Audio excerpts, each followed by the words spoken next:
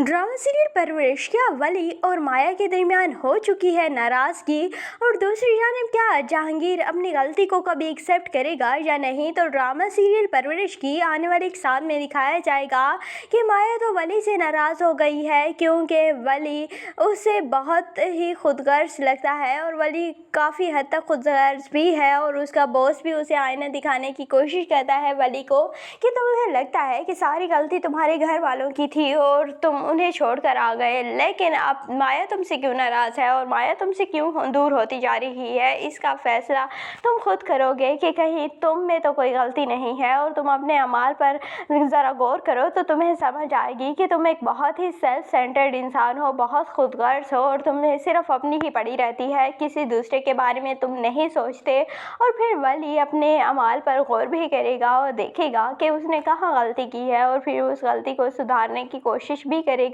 दूसरी जानिब अमल, जो कि अब उसका हीरो भी आ चुका है, और अमल अभी तक तो उससे बहुत ज़्यादा खफा रहती है, और बहुत ही एक लड़ाई वाला एंगल दिखाया गया है जो कि अक्सर और बेशतर ड्रामों में दिखाया जाता है और काफ़ी अच्छा भी लगता है। उस लड़के के साथ अमल का पेयर बना था, ग्रुप बना था, लेकिन अमल कहती है कि अगर ये लड़का है तो मैं इसके साथ काम नहीं करना चाहूँगी, लेकिन फिर वो काम करेगी भी, और फिर उसी ही ग्रुप के दरमियान, उसी रिसर्च के दरमियान इन दोनों की काफ़ी अंडरस्टैंडिंग हो जाएगी, और फिर दोनों एक दूसरे को पसंद भी करने लगेंगे, और फिर एंड पर इन दोनों की एक शादी या फिर वो वाला सीन भी दिखाया जाएगा। दूसरी जानिब माया अब